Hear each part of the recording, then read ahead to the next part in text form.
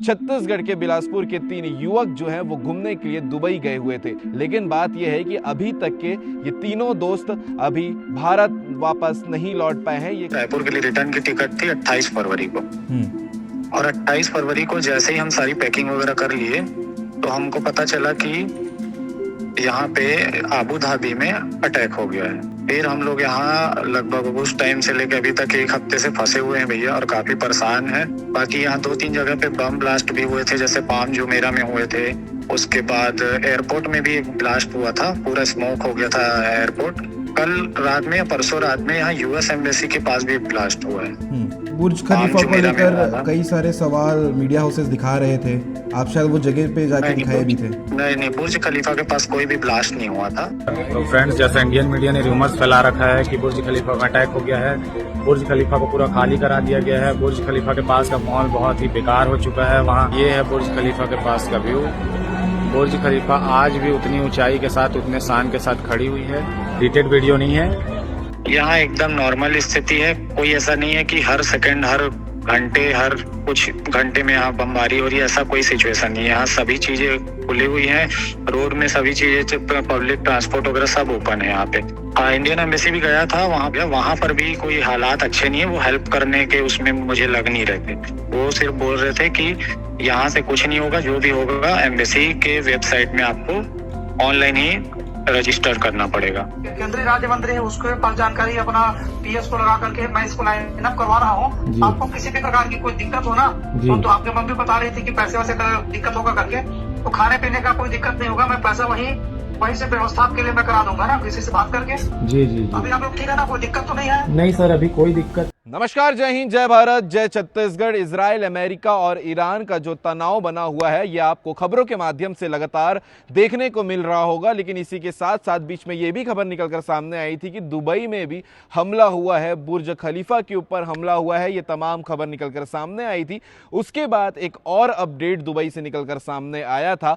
छत्तीसगढ़ के बिलासपुर के 3 युवक जो हैं वो घूमने के लिए दुबई गए हुए थे और जब ऐसी स्थिति वहां पर बनी तनावपूर्ण, तो फिर वो वापस अभी तक नहीं लौट पाए हैं। ये विषय चर्चा का बना हुआ था और जो युवक शिवम मिश्रा के साथ में 2 साथी गए हुए थे, साथ में पूरा वीडियो उन्होंने बनाया है, समय समय पर बनाया है। बुर्ज खलीफा की जो खबर थी कि यहाँ पर बम ब्लास्ट हुआ है, उस जगह पे जाकर भी उन्होंने वीडियो बनाया था कि ऐसा कुछ नहीं हुआ है। जो मीडिया है वो कुछ ज्यादा ही इन चीजों को एक्सपोज करके दिखा रही है, लेकिन असलियत ये है कि बम ब्लास्टिंग कहीं और इलाके पे हुआ है इस विषय को लेकर। और उसके बाद एक वीडियो और तेजी से वायरल हुई। केंद्रीय राज्य मंत्री तोखन साहू के साथ में शिवम मिश्रा फोन में बात करते हुए नजर आ रहे हैं कि अपनी परेशानी को बता रहे हैं। घूमने का समय खत्म हो गया है, वापसी की टिकट लेकिन कैंसिल हो गई है और उसके बाद वो दुबई में ही फंस चुके हैं सिक्योरिटी रीजंस की वजह से। तो फिर तोखन साहू मंत्री महोदय ने यह भी कहा था, आश्वासन उनको दिया था कि किसी प्रकार की चिंता का विषय नहीं है, चाहे पैसा हो या रहने की व्यवस्था हो, हम सरकार से बात करके पूरी व्यवस्था करेंगे।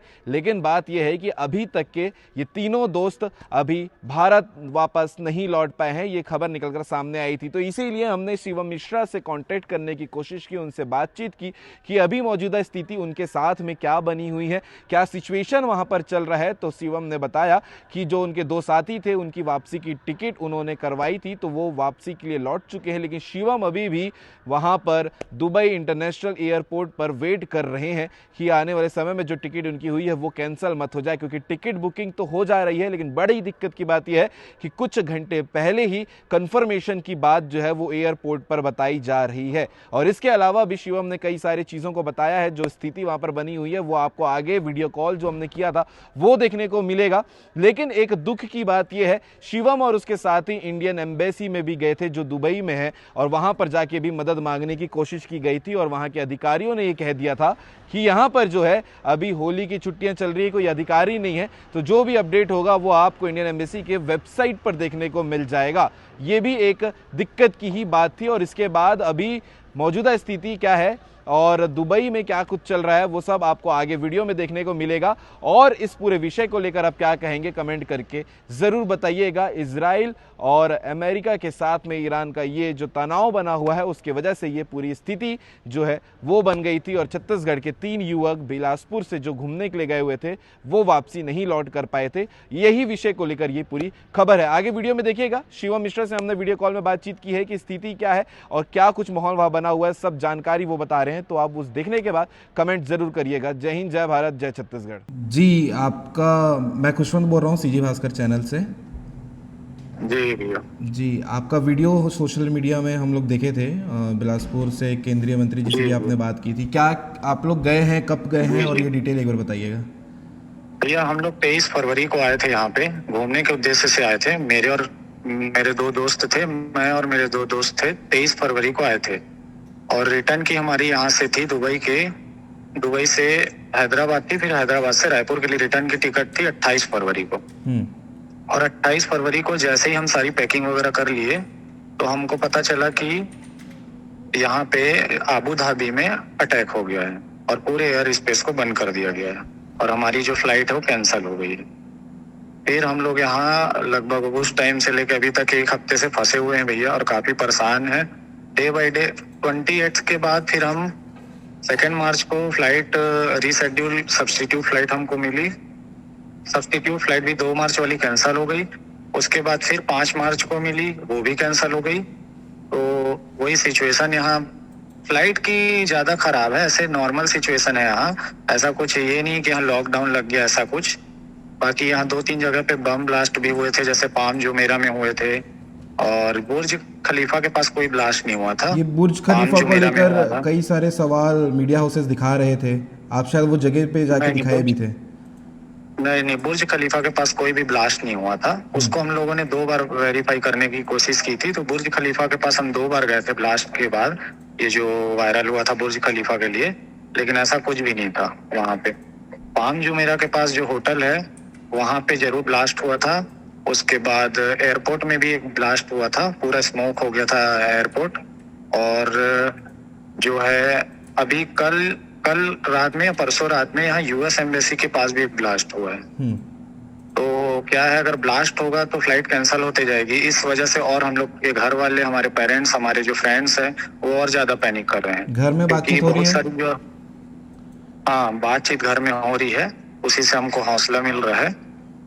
और घर वाले थोड़ा काफी परेशान है क्योंकि फ्लाइट अगर कैंसिल होते जाएगी तो सिचुएशन इधर और ठीक होने का नाम नहीं ले रही है, क्योंकि अमेरिका और उसके बीच में तनाव काफी ज्यादा बढ़ते जा रहा है, ईरान के बीच में। तो इधर जितना तनाव बढ़ते जाएगा उतना हमारे लिए सिचुएशन बिगड़ती जाएगी। तो मेरे जो 2 फ्रेंड हैं वो आज टेक ऑफ कर गए हैं, क्योंकि जो एविएशन कंपनी थर्ड पार्टी से मेक माई ट्रिप या गो आई बीबो से बुकिंग ले जरूर रही है। जैसे आप आज की बुकिंग करेंगे परसों के लिए तो आपकी बुकिंग लेगी, लेकिन एट द पॉइंट जब आप ट्रेवल करने के लिए यहाँ पर पहुंचेंगे तो आपकी बुकिंग कैंसिल हो जाएगी। और नॉर्मल पैसेंजर इस कारण बहुत परेशान है। मैं आपको यहाँ पर एयरपोर्ट का व्यू भी दिखाता हूँ कि यहाँ क्या, सभी लोग काफी परेशान है। यहाँ पे सभी लोग काफी परेशान है। मैं आपके किसी और से बात कराने की कोशिश करता हूँ। ये सभी इंडियंस मोस्टली हैं। इंडिया से आप इंडिया से बात करना चाहोगे कुछ न्यूज वाले से? नो, तो ये बात करने के लिए तैयार नहीं है यहाँ पे, लेकिन यहाँ पे सिचुएशन बहुत ज्यादा ठीक नहीं है। जी, फ्लाइट लोगों की कैंसिल होते जा रही है। आज की जो डेट है 5 तारीख, आज स्थिति क्या है और आप भी वापसी की तैयारी में हैं एयरपोर्ट में? एयरपोर्ट में मैं अपने फ्रेंड्स लोगों को छोड़ने आया था। उनके कुछ रिलेटिव यहाँ पे रहते हैं, तो उन्होंने क्या किया, थर्ड पार्टी से ऑनलाइन बुक किया या कैसा किया मुझे मालूम नहीं है, लेकिन उनकी 2 टिकट उनकी बुक हो गई थी। तो उन्होंने अपने रिलेटिव्स को बुला लिया है और मैं यहाँ पर अभी फंसा हुआ हूँ। ऐसा नहीं है, उन्होंने भी मेरी फ्लाइट बुक की है शाम की, लेकिन वो पता नहीं है एग्जैक्ट कि वो उड़ेगी या नहीं उड़ेगी, क्योंकि ये 2-3 घंटे पहले ही कंफर्म कर रहे हैं कि आपकी फ्लाइट कैंसिल है या आपकी फ्लाइट कंफर्म है, स्थिति को देखते हुए। हाँ, और बिलासपुर से मंत्री महोदय ने भी बात की थी आपसे, तोखन साहू ने। हाँ, मंत्री जी ने बात की थी। मंत्री जी ने आश्वासन दिया था कि कोई भी घबराने की जरूरत नहीं है, किसी भी तरीके से पैसे की टेंशन लेने की जरूरत नहीं है। कोई भी होटल्स वगैरह या फूड के लिए घबराने की जरूरत नहीं है, सब हम व्यवस्था कराएंगे। लेकिन ऐसा भी परेशानी उस स्तर की परेशानी में मैं नहीं हूँ। मैं बस मैं ये चाहता हूँ कि मेरी फ्लाइट किसी भी तरीके से कंफर्म हो जाए और मैं यहाँ से फ्लाई कर जाऊँ। बाकी स्थिति वहाँ ओके है? यहाँ एकदम नॉर्मल स्थिति है। कोई ऐसा नहीं है कि हर सेकंड, हर घंटे, हर कुछ घंटे में यहाँ बमबारी हो रही है, ऐसा कोई सिचुएशन नहीं है। यहाँ सभी चीजें खुली हुई हैं, रोड में सभी चीजें, पब्लिक ट्रांसपोर्ट वगैरह सब ओपन है। यहाँ पे सुपरमार्केट वगैरह सब चल रहे हैं, सभी रनिंग पोजीशन में है। ठीक है, अभी जिस एयरपोर्ट में है उसका नाम क्या है? Dubai international airport. ओके, और कुछ आप बताना चाहते हैं मैसेज के तौर पर तो बोल सकते हैं। मैं बस यही मैसेज देना चाहता हूँ कि जो भी लोग, हमारी तो फ्लाइट हुई है, अब ये कंफर्म हो, मतलब ये उड़ेगी या नहीं उड़ेगी ये अभी पता नहीं चलेगा। ये पता चलेगा 5-6 बजे के बाद। तो सरकार को कुछ करना चाहिए, कोई फ्री ऑफ चार्ज कुछ ऐसा करना चाहिए कि रजिस्ट्रेशन करा के एम्बेसी के थ्रू उनको यहाँ से निकाले। सभी बहुत परेशान है जी। इंडियन एम्बेसी भी आप गए थे? हाँ, इंडियन एम्बेसी भी गया था, वहाँ पे वीडियो बना लिया था, तो मेरा मोबाइल वगैरह, पासपोर्ट वगैरह सब जब्त कर लिया गया था। लेकिन फिर बाद में माफी मांगने के बाद वापस कर दिया गया। वहां पर भी कोई हालात अच्छे नहीं है, वो हेल्प करने के उसमें मुझे लग नहीं रहे थे। वो सिर्फ बोल रहे थे कि यहाँ से कुछ नहीं होगा, जो भी होगा एम्बेसी के वेबसाइट में आपको ऑनलाइन ही रजिस्टर करना पड़ेगा। जो भी इंफॉर्मेशन आएगी वो एम्बेसी के थ्रू ही आएगी।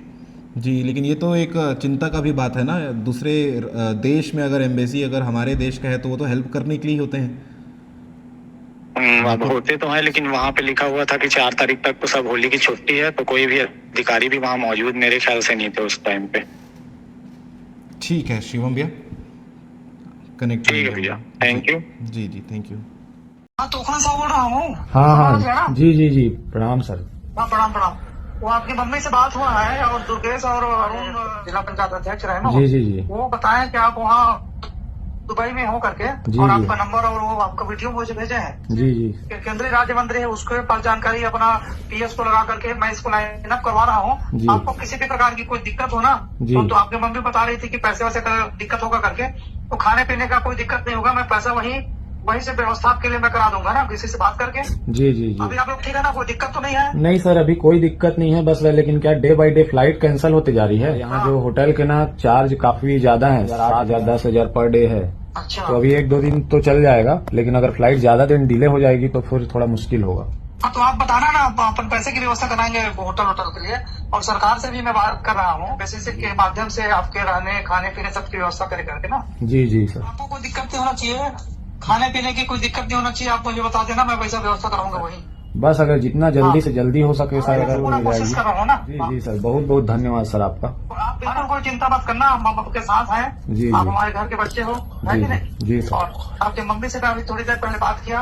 और कौन है आपके साथ? 2 फ्रेंड है मेरे, कोटा के ही है वो भी। हाँ, उनसे मुझसे बात करा दो और साथ। ये है सर, बात कर लीजिए। हेलो, हाँ, आयुष। नमस्ते सर।